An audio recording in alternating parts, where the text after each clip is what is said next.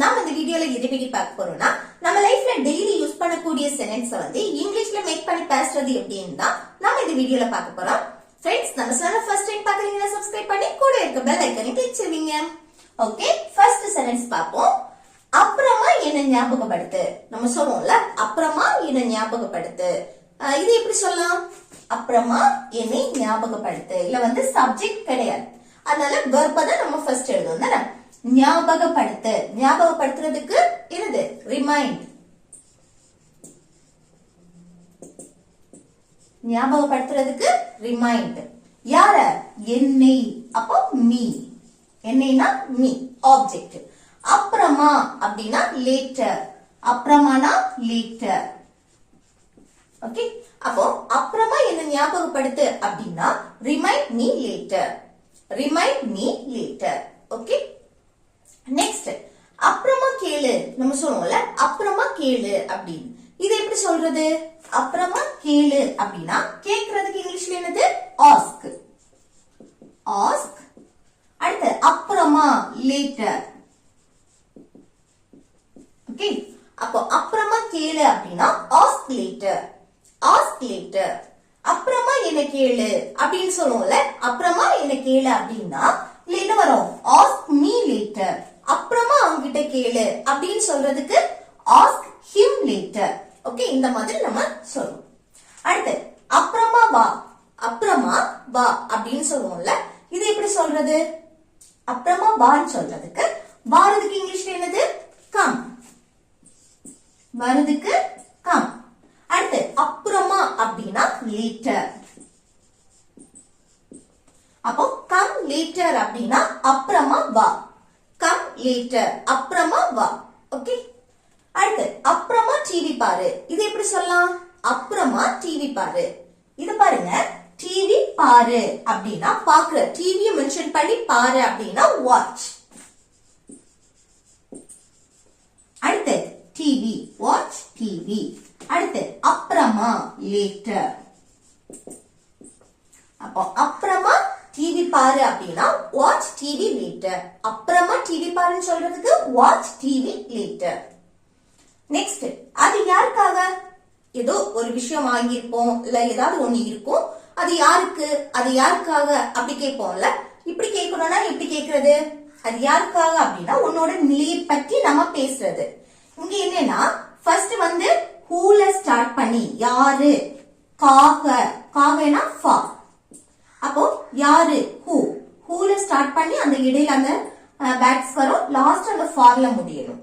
இல்லைன்னு சொன்னா for whom.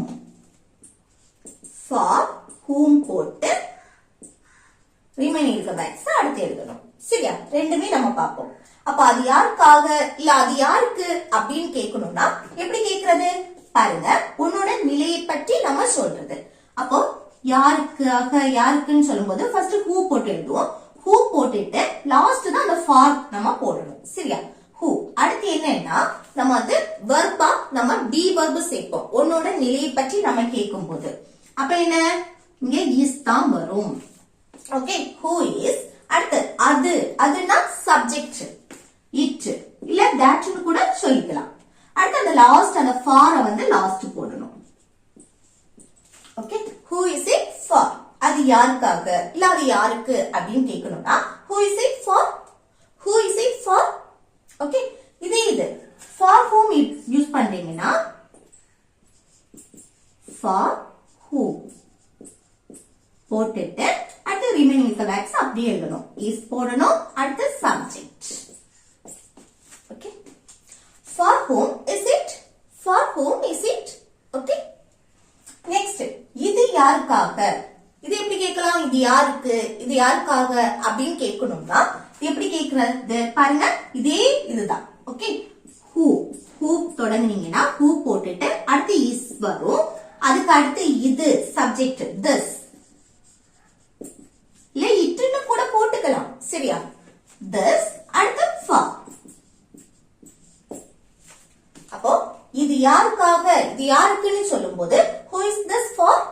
who is this for? இல்லைன்னு சொன்னா நீங்க வந்து for whom யூஸ் பண்றீங்கன்னா for who.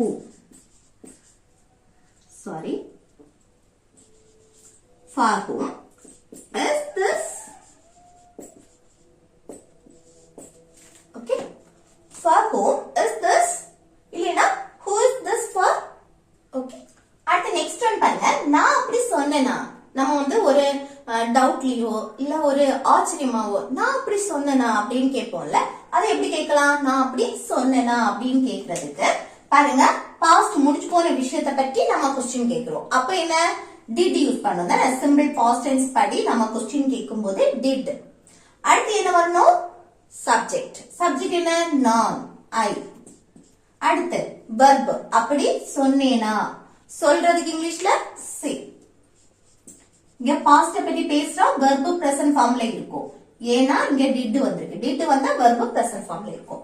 அடுத்து அப்படி, அப்படினா நம்ம like that யூஸ் பண்ணுவோம். ஆனா இந்த say வரும்போது கூட like வராது. சோ இதுக்கு நம்ம என்ன யூஸ் பண்ணனும்னா that மட்டும் யூஸ் பண்ணா போதும். ஓகே, சேர்ந்து, சேக்கு அடுத்து சேர்ந்து like வராது. ஓகே, அப்போ நான் அப்படி சொன்னேனா அப்படினா did I say that? Did I say that? Okay, அடுத்து நான் எப்போ அப்படி சொன்னேன், நம்ம கேட்போம்ல, நான் எப்போ அப்படி சொன்னேன், இதை எப்படி கேட்கலாம்? பாருங்க, எப்போ WH क्वेश्चन வந்திருக்கா? when. எப்போனா when. அடுத்து என்ன வரணும்? இது வந்து சிம்பிள் பாஸ்ட் டென்ஸ், முடிஞ்சு போற விஷயத்தை பத்தி क्वेश्चन கேட்கும்போது அங்க இந்த did யூஸ் பண்ணனும் தான, ஆக்ஸிலரி வெர்ப் did யூஸ் பண்ணனும். அப்போ WH க்கு அடுத்து என்ன யூஸ் பண்ணனும்? did. அடுத்து நான், சப்ஜெக்ட் ஐ. அடுத்து verb, அப்படி சொன்னேன், சொல்லக்கூடிய செயல், சொல்றதுக்கு இங்கிலீஷ்ல say. அப்படி, அதுக்கு that போட்டா போதும். ஓகே, அப்போ நான் எப்போ அப்படி சொன்னேன், இது எப்படி சொல்லலாம் கேட்கலாம்? when did I say that? when did I say that? Okay, next நான் ஏதாவது தவறா சொன்னேனா, நம்ம கேட்போம்ல, நான் ஏதாவது தவறா சொல்லிட்டேனா அப்படின்னு, இதை எப்படி கேட்கலாம்? பாருங்க, பாஸ்ட் முடிஞ்சு போன விஷயத்தை பற்றி நம்ம கேக்குறோம். அப்ப எப்படி? அப்ப did யூஸ் பண்ணி நம்ம क्वेश्चन கேட்போம். இப்ப WH வந்தாதான் அந்த WH क्वेश्चन ஃபர்ஸ்ட் எழுதிட்டு அடுத்து did. இங்க வந்து வராத பட்சத்துல நம்ம did தான் ஃபர்ஸ்ட் எழுதுவோம். அடுத்து என்ன? சப்ஜெக்ட் நான், ஐ. அடுத்து verb என்ன? ஏதாவது தவறா சொன்னேனா, சொல்லக்கூடிய செயல், சொல்றதுக்கு இங்கிலீஷ்ல say. அடுத்து ஏதாவது தவறாக, அப்போ something. தவறாக wrong, something wrong. ஓகே, அப்போ நான் ஏதாவது தவறா சொன்னேனா அப்படினா did I say something wrong? did I say something wrong? Okay, என் நிலைமையை புரிஞ்சுக்கோ, நம்ம சொல்லுவோம்ல, என் நிலைமையை புரிஞ்சுக்கோ அப்படின்னு, இது எப்படி சொல்லலாம்? என் நிலைமையை புரிஞ்சுக்கோ, அது புரியறதுக்கு understand. understand என் நிலைமைய, my situation.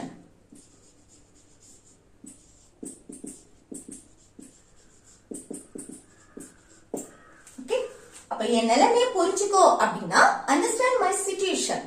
understand my situation. Okay, என் நிலைமைய புரிஞ்சுக்கோ அப்படின்னு சொல்றது. ஓகே, நெக்ஸ்ட் பாருங்க, யார்கிட்ட இருக்கு, நம்ம கேட்போம்ல, யார்கிட்ட இருக்கு, ஏதாவது ஒரு பொருள் நம்ம வந்து அதை வச்சு யார்கிட்ட இருக்கு அப்படின்னு கேட்போம்ல. அப்ப யார்கிட்ட இருக்குன்னு கேக்குறது எப்படி கேட்கலாம்? இப்போ யார் இல்ல வந்து யார்கிட்ட இருக்கு, யார், அதுதான் நம்ம சப்ஜெக்டா எடுப்போம். சரியா? யார், who இல்ல வந்து சப்ஜெக்டா நம்ம who. ஓகே, யார்கிட்ட இருக்குன்னு தெரியாது, அது யார்கிட்ட, யார், அதுதான் who சப்ஜெக்ட். அடுத்து என்னன்னா verb என்ன வரும்னா, இப்போ ஒரு பொருள் ஒருத்தங்க கிட்ட இருக்கு, என்கிட்ட இருக்கு அப்படின்னு சொல்லும்போது I have it, I have. Okay, என்கிட்ட இருக்கு, I have. இதே இது அவங்கிட்ட இருக்கு அப்படின்னா he has it அப்படின்னு சொல்லும். ஓகே, அப்போ have இல்லனா has யூஸ் பண்ணுவோம். ஒருத்தங்க கிட்ட ஒரு பொருள் இருக்கு அப்படின்னு சொல்லும்போது அங்க verb என்ன யூஸ் பண்ணுவோம்? have இல்லனா has. இதே இது யார்கிட்ட இருக்கு, அந்த இருக்குன்னு அர்த்தத்தை கொடுக்கிறது தான் have இல்லனா has. அப்போ இங்க whoக்கு அடுத்து நம்ம has தான் யூஸ் பண்ணுவோம். ஓகே, verb இதுதான் verb has. who வந்தா அடுத்து has வரும், இங்க have வராது. ஓகே, அடுத்து என்ன வரணும்? ஒரு it கூட, ஆப்ஜெக்ட் it கூட போட்டுடலாம்.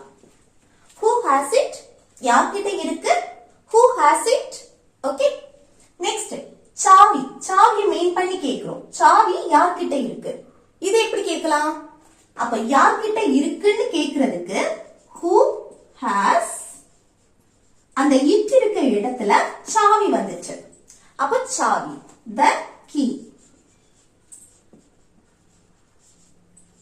ஓகே, அப்ப சாவி யார்கிட்ட இருக்கு அப்படின்னா who has the key, who has the key. Okay, next document யார்கிட்ட இருக்கு? டாக்குமெண்ட் யார்கிட்ட இருக்கு? அப்ப யார்கிட்ட இருக்கு அப்படின்னா who has, அடுத்து டாக்குமெண்ட், the document.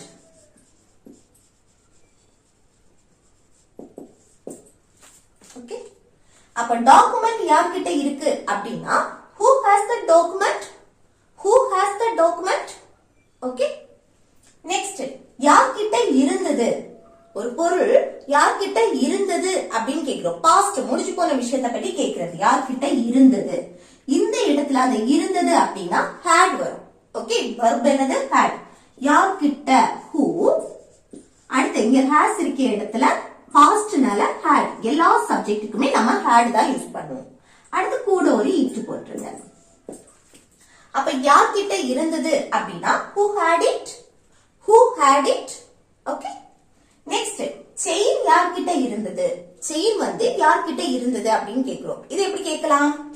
யார்கிட்ட இருந்தது அப்படின்னா who had, அந்த it இருக்கக்கூடிய இடத்துல என்னது? Chain, the chain. அப்போ செயின் யார்கிட்ட இருந்தது அப்படின்னா who had the chain, who had the chain. Okay, அடுத்து நெக்ஸ்ட் பாருங்க. நான் உங்ககிட்ட கேட்டேனா, நம்ம கேட்போம்ல நான் உங்ககிட்ட கேட்டேனா அப்படின்னு. இப்ப யாராவது நமக்கு அறிவுரை கூறும்போது நம்ம சொல்லுவோம்ல, அட்வைஸ் சொல்லும் போது நான் உங்ககிட்ட கேட்டேனா அப்படின்னு கேட்போம்ல, அதுதான் நான் உங்ககிட்ட கேட்டேனா அப்படின்னு கேக்குறது. இதை எப்படி கேட்கலாம்? நான் உங்ககிட்ட கேட்டேனா பாஸ்ட் முடிஞ்சு போன விஷயத்தை பற்றி கேக்குறது. அப்ப இங்க என்ன did யூஸ் பண்ணி கொஸ்டின் கேட்போம். did, அடுத்து சப்ஜெக்ட் என்ன? நான், ஐ. அடுத்து என்ன வரணும்? verb, கேட்டனா, ask, கேக்குறதுக்கு ask. அடுத்து உங்கிட்ட you, இது வந்து ஆப்ஜெக்ட். சரியா? then youங்கிறது சப்ஜெக்ட்டுக்கும் you தான் வரும், ஆப்ஜெக்ட்டுக்கும் you தான் வரும். ஓகே, அப்ப நான் உங்ககிட்ட கேட்டனா அப்படின்னா இதை எப்படி கேட்கலாம்? did I ask you, did I ask you. Okay, நான் உங்ககிட்ட கேட்டனா. அடுத்து நெக்ஸ்ட் ஒன் பாருங்க. அது எப்போ? நம்ம கேட்போம்ல அது எப்போ அப்படின்னு. இது எப்படி கேட்கலாம்? அது எப்போ, ஏதாவது ஒரு விஷயம் நடக்கும் போது அது எப்போ அப்படின்னு கேட்போம்ல, அதுதான். ஓகே, அப்ப எப்போ அப்படின்னா when. அடுத்து என்னன்னா இப்போ உன்னோட நிலையை பற்றி நம்ம கேட்கிறோம். அது எப்போ, அது எங்க, எப்படி, இந்த மாதிரி நம்ம கேட்கும் போது உன்னோட நிலையை பற்றி கேட்கிறது. அங்க be verb நம்ம யூஸ் பண்ணுவோம். அப்ப எப்படின்னா whenக்கு அடுத்து நம்ம be verb is யூஸ் பண்ணுவோம். Okay, is. அதுக்கு அடுத்து அது சப்ஜெக்ட் it. அது எப்போ அப்படின்னு கேக்குறோம். அப்ப when is it, when is it, அது எப்போ. அடுத்து அது எங்க, நம்ம கேட்போம்ல அது எங்க அப்படின்னு. இது எப்படி கேக்குறது? எங்கே அப்படின்னா where தானே? where, whereக்கு அடுத்து நம்ம be verb என்ன சேர்ப்போம்? is. அடுத்து என்னது? சப்ஜெக்ட், அது it. ஓகே, அப்ப அது எங்க அப்படின்னா where is it, where is it. Okay, next என் கண் முன்னாலேயே நிக்காத. நம்ம சொல்லுவோம்ல ஒரு கோபத்தோட வெறுப்போட ஒருத்தவங்க கிட்ட என் கண் முன்னாடியே நிக்காத, போயிரு அப்படின்னு சொல்லுவோம்ல, அதுதான். ஓகே, அப்ப என் கண் முன்னாடியே நிக்காத, போயிரு அப்படின்னு சொல்றதுக்கு எப்படி சொல்லலாம்னா get out of my sight, get out, get out of my sight. Okay, இது வந்து கோபமா ஒருத்தர் மேல இருக்க வெறுப்பா நம்ம வந்து சொல்றது. என் கண் முன்னாடியே நிக்காத, போயிரு அப்படின்னு சொல்லுவோம்ல, அதுதான் get out of my sight, get out of my sight. Okay, அடுத்து அப்புறமா சாப்பிடு. இந்த லாஸ்ட் ரெண்டுமே ஹோம்வொர்க். சரியா? அப்புறமா சாப்பிடு, இது எப்படி சொல்லலாம்? அப்புறமா சாப்பிடு, இது எப்படி சொல்லலாம்னு கமெண்ட் பாக்ஸ்ல கமெண்ட் பண்ணுங்க. அடுத்து நெக்ஸ்ட், நீ அதை யாருக்காக வாங்குன? நம்ம கேட்போம்ல நீ அதை யாருக்காக வாங்குன, இதை எப்படி கேட்கலாம்னு கமெண்ட் பாக்ஸ்ல கமெண்ட் பண்ணுங்க. ஃப்ரெண்ட்ஸ் இந்த வீடியோ உங்களுக்கு பிடிச்சிருந்தா லைக் பண்ணி ஷேர் பண்ணி கமெண்ட் பண்ணுங்க. Okay, thank you.